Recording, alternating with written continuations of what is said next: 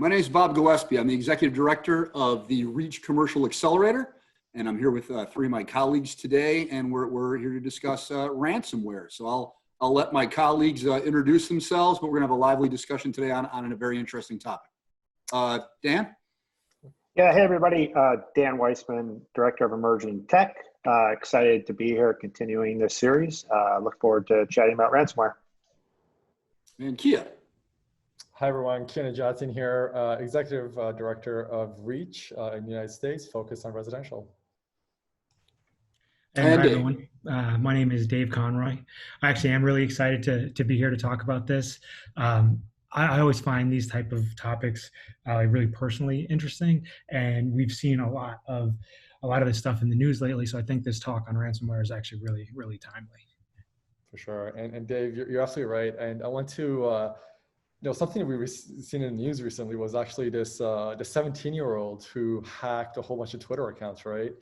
And these were the accounts of some of the most influential people in the world. I'm talking like Barack Obama. I'm talking some of the high-profile politicians. And what was interesting to me was their Twitter accounts were hacked, and what they had tweeted from those Twitter accounts, for example, Joe Biden, was, I am giving back to the community.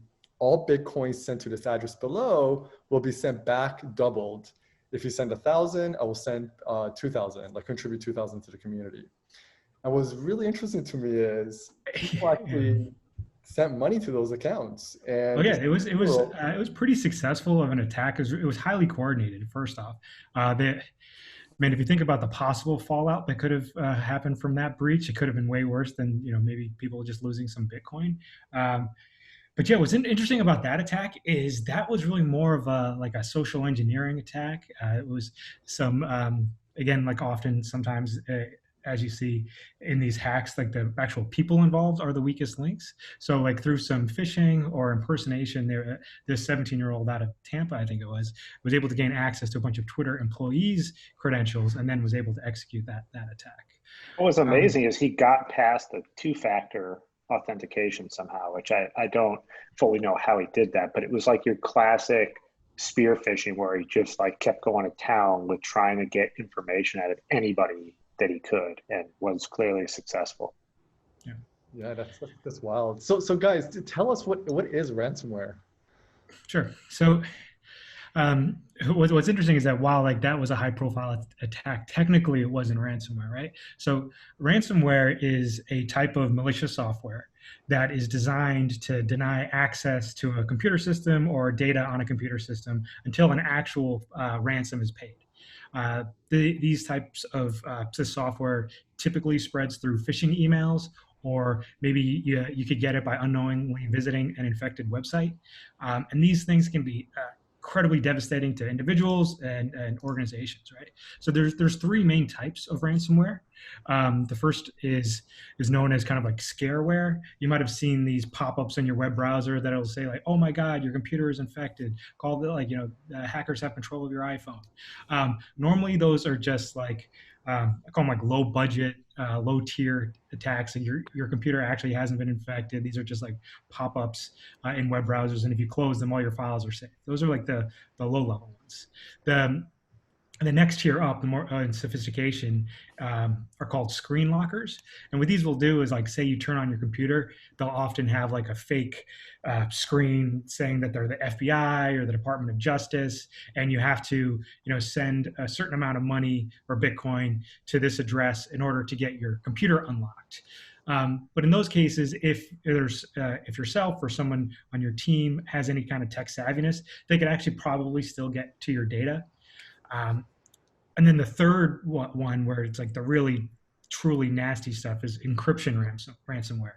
So if your computer or your computer systems at work get infected with that, you're really in deep trouble there, because not only is it locking you out of your systems, but it has now encrypted all of your files on those systems so that there's literally no way you can get them back without paying for the ransom in some cases. So that's kind of at a high level what the most popular types of ransomware are, and we have some stats here collected that we can talk about. about how prevalent it is in real estate. We have some examples of some pretty high-profile companies being hit within real estate. And then maybe as the conversation wraps up, we can talk about some tips to prevent it or what to do if it happens to you. And I was just going to add, it's amazing because companies that are significantly large that you think have all these measures in place to protect themselves get hit. I mean, I think we all saw the stuff about Garmin in the news recently. They got hit with ransomware. I don't remember exactly how they settled that, but I think they paid millions of dollars to get their access to their data back. Yeah, so they fell victim. It was late July when they first when consumers started noticing it, right? Because this locked down all of their systems, right? This is your wearables on your watch or on your wrist would stop working. The apps on your phone, the websites, even their call centers got hit, right? So this was late July. I'm not sure when this is airing. Then a few weeks later, Garmin publicly announced, like, yes, we've been hit by this ransomware attack. If you really want to learn more about it, the type of ransomware used was called Wasted Locker. But what's really interesting about that Garmin example, Dan, that you brought up, was that the group responsible for it is a well-known, cyber criminal that has been sanctioned by the Department of Justice in the past, meaning that Garmin, while it's rumored that they did pay upwards of $10 million to get access to their systems back, could now face further penalties from the Department of Justice for paying a ransom to a sanctioned organization. Wow. So can you guys maybe give us an idea of, I mean, it was funny when we were taking notes on this, I kind of wrote down, is it bad? How bad is it? What is the, the size of the problem and how big of a threat? So maybe give us an idea of, how big of a threat is it? In particular, how big of a threat is it in real estate? What's been happening in real estate? And clearly this impacts businesses more than individuals. I get the calls, I got on the list, and I get the calls from the IRS people who call, and then you're supposed to give them iTunes cards because clearly the IRS now takes iTunes. So, this is definitely a B2B threat. Can you talk a little bit about, in particular, real estate, in particular about sort of the scope and size of the problem and some of the things you guys have seen? Yeah, so I just want to real high level, like one of the ways that we're talking about people getting into folks' systems and ransomware is through like business email compromise. That seems like you were just giving examples, Bob, of like you get these calls or you get a ton of emails that's just spam. And a lot of times, like it looks like it's coming from the person but like one little character is different in their name, or there's a period between their first and last name where it shouldn't be. And I was looking at some stats the other day, and I think they said last year in the US, business email compromise, I'm just going to read it so I don't mess it up, accounted for $1.77 billion in losses across almost 24,000 complaints in the US. And those are just reported ones, right? And they're not all reported. So there's a huge impact and that's just one example of a type of malware, ransomware way to get people's information and kind of hold them to be in a position where they have to pay money. So yeah, Dave, you have some stats, I think, on like the real estate industry, maybe as a whole. Yeah, so actually one of the leaders in research here is Verizon. They publish an annual report that's fantastic. It's full of tons of information about this, and they also break it down by sector. They just released their 2020 report like a month or two ago, so this is, again, good timing. They looked at 150,000 incidents. They were able to collect enough information to kind of do full reports on 32,000 of them. Of those, there was 4,000 confirmed data breaches. In real estate specifically, currently there was only a few hundred, but there was some that were auxiliary to real estate that also affected the real estate industry. For example, the city of Baltimore last year, their city offices had a massive ransomware attack, and that shut down permitting departments, city hall. Like it was messing up not just purchases but also rentals.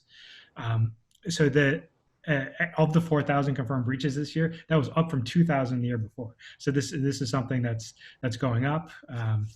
Some more interesting stats from that report is that 75% of the attacks were from outsiders, meaning 25% of the attacks were insiders.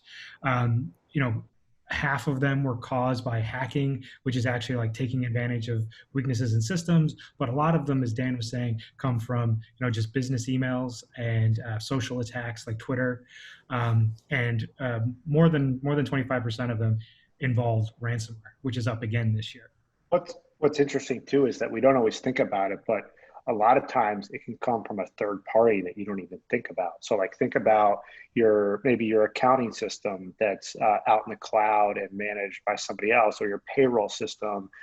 You have people managing that platform for you, and there's ways that they get in through that way as opposed to coming directly to NAR, for example. So there are multiple ways that they try to get in. I think related to real estate, Metro List, which is the MLS for Northern California, they were shut down. I believe that was last year for a period of time because of ransomware. So I mean, the just like anything, if you have data that you need access to, these hackers are going after you no matter what, because they're just looking for some sort of money. Right, it makes sense, right? From that report, like the number one motivation for these attacks is financial, right? And you think about real estate, the large, sticker price on the transactions, the amount of personal information involved, the fact that people are expecting to be wiring $500,000, on a certain day. There really is like a big target on real estate's back here. And it's not just the big firms that we're talking about, like Garmin, right? 30% of these attacks are against small businesses, including associations and real estate brokerages. And given the times, like we have to be even more careful because we're all remote now. Like I can't walk over to Dave's desk and be like, hey, Dave, did you just send this thing to me? And I mean, there are other ways you can chat, you can call them.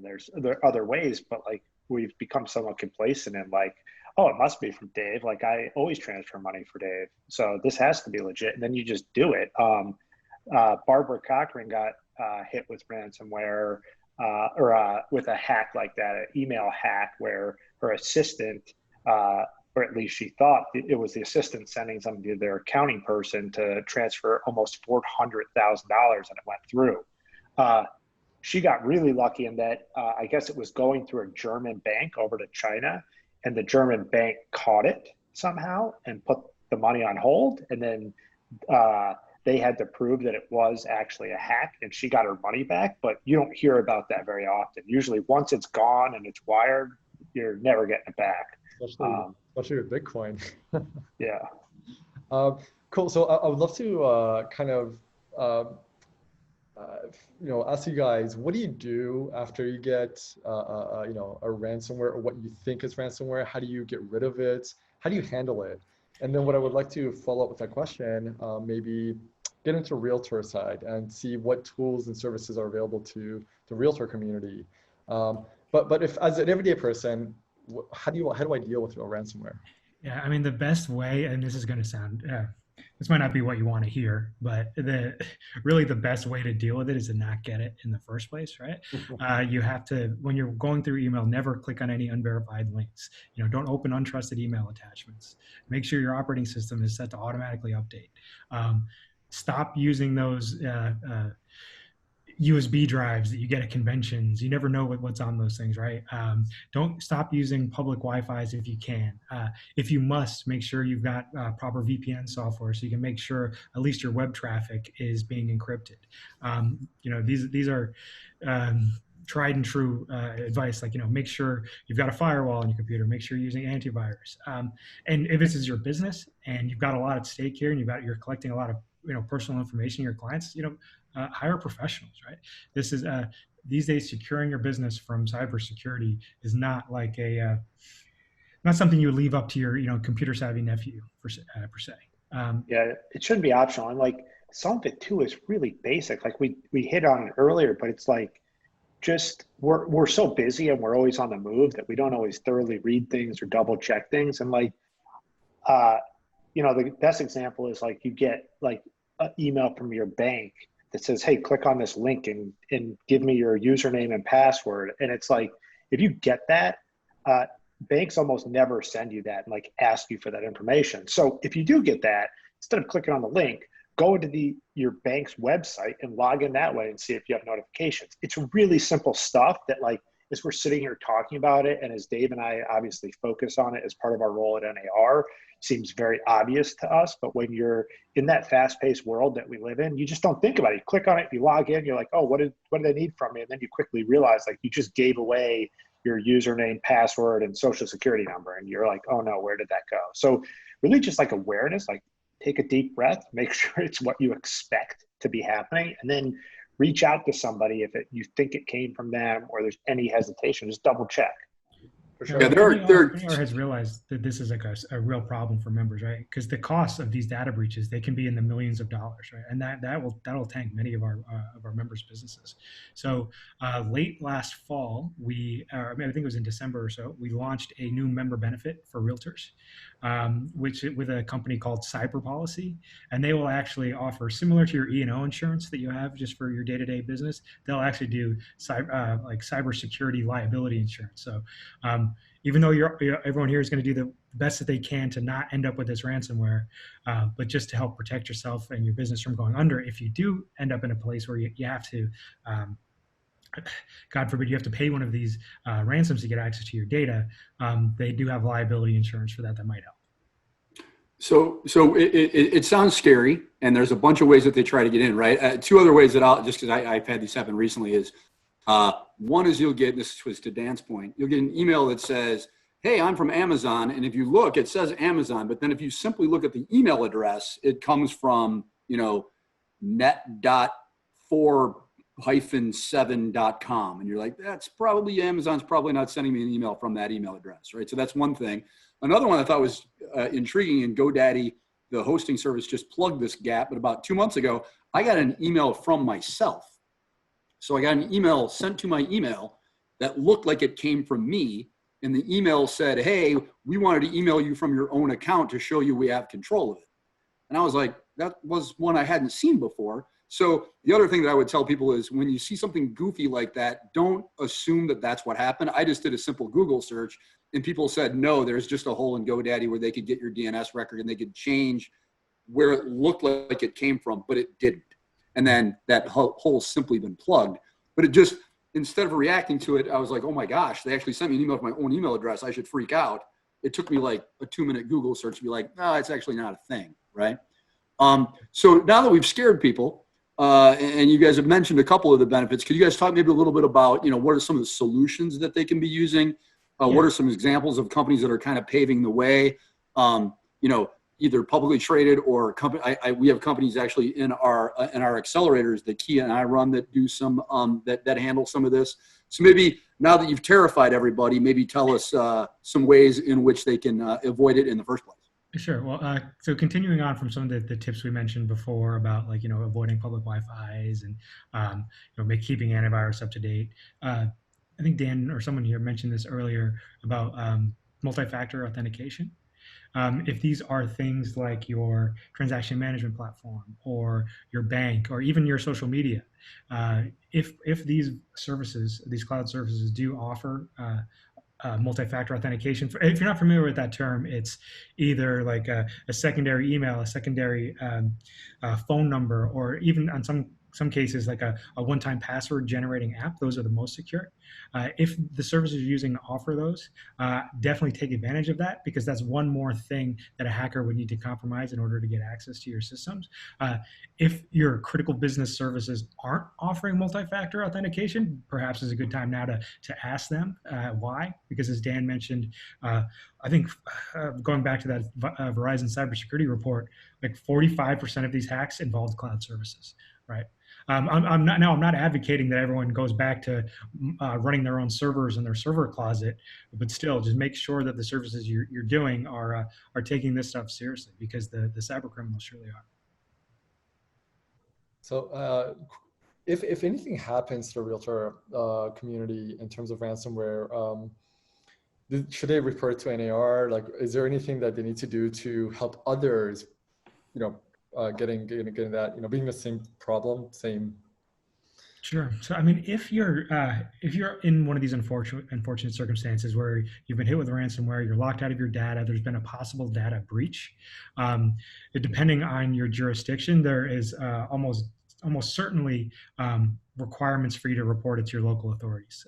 And depending if there is consumer data and consumer funds involved, perhaps even the FBI. In cases like that at NAR, because we are always trying to keep our finger on the pulse of what issues are affecting our members, we would definitely love to hear about it, especially um, if especially if it's involving consumers, because we want to make sure that we provide everything we can, whether it's education or through member benefits, to keep our members and through them the consumers safe from this type of stuff. Yeah, I think it's important for us to know and understand that. So yeah, we can see if there are trends happening so that we can then educate our members on certain things that they should be looking out for. If there are specific kind of phishing attacks associated with the real estate industry, it's important for us to know. Especially if it mentions NAR. Definitely let us know if that happens. I think I've avoided a bunch of these by just keeping up with the news, right? So reporting it is actually very, very helpful. I would love to, before asking your final thoughts, Bob, do you have any other questions?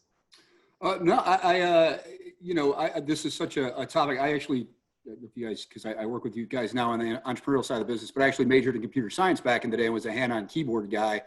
And, the attacks were so sort of, simplistic or pedantic, right? And now getting access in so many different ways. Before you had a firewall and you didn't give some of your password, but now with phishing and all the, other different ways to do it, I think it's kind of fascinating where we went from getting an email where they said that they were the former king of, Czechoslovakia who were trying to smuggle money out, right? That was sort of the first one. And now it's just gotten so much more, clever and more sophisticated.